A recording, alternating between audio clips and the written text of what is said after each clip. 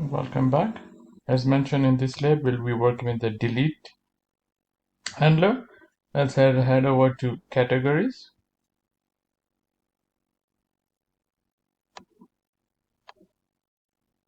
We already created the get, we already created the post, we already created the put. Now let's go create a delete handler. So let's create delete.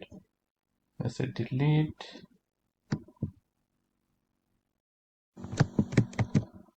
Okay. So begin a PLSQL block. We delete from tables where category ID is the category ID that has been passed. I've decided to use the header method. So when the postman passes, the client passes cat ID, we'll bind it with cat underscore ID. We are not outputting this variable, so it's just in. Once again, I mentioned I'll be using header, and the type of the on the database, the category ID is integer. So we've added those. If the robust process, let's say I put a category ID of 21 and it exists, it will delete from the row and send a message back. Set a success message, category deleted successfully. If an ID that doesn't exist for the category, it will come here and say status failure, message category not found. I'm going to head over to my object browser and see what we have in our categories table that I would like to delete. Go here, I'm going to say category, and we'll click data, and let's delete category ID 30 for this one. Let's go back. So let's copy this. Let's head out to a postman. Let's go here. Let's add a request. Let's give it a name, delete product. So now whenever I come and I do want to perform tests, I know I can come here. Let's just get type to delete. Let's paste this. So that is this. This time I don't want to make a mistake. Let's go to header. Expecting get ID.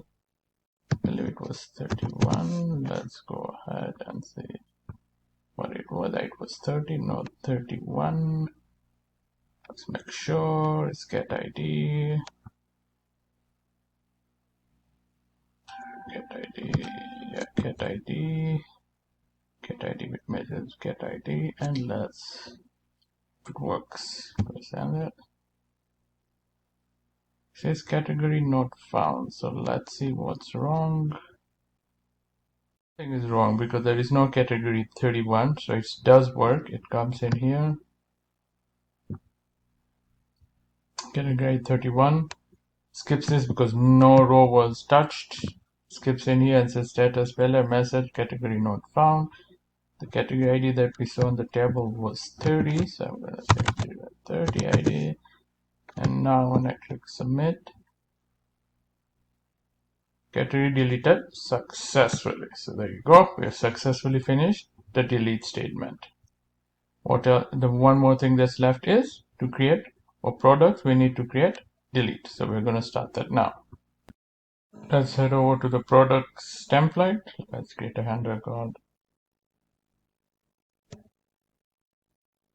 delete. Paste this code here once again, and we'll start with the delete from products. Where ID is product ID. So let's go add those variables right here, and bind variable is this. The one that we're going to pass in header is going to be this. It's in source type header.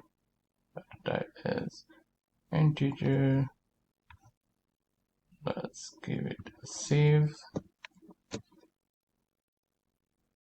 Let's head back to our table. Header, let's go to browser. There. Look at what product I can delete. So if I go into the data right here, let's delete product ID 221. So let's go out of here. Let's go back here. Let's copy this, the URI. We come into Postman. Let's create a request. Let's paste this here. Remember, this is of type method delete, going to headers, prod ID is accepted, actually it was 2221. Let's make sure what we're expecting, and Ords is expecting prod prod ID, and as soon as the request goes through, we should see product successfully deleted. Yes, status success message product deleted. Now if I pass an invalid ID and try to go through it, it should return status failure message product not found, which is right here because no row was returned because that ID doesn't exist. It comes right here, status failure message product not found. And that's it. We have come to the end of the lecture. We learned how to do get, post, finally delete. And now important part of the lecture is once you have your SPI created, do you really want anybody to have access to it? Anybody adding products, deleting products from your database table? So our next lecture, we'll learn how to secure our APIs. I hope you had gained valuable knowledge throughout this lecture where we learned about get, post, and delete. And now let's head over to figure out how do we secure our APIs. See you in my next lecture.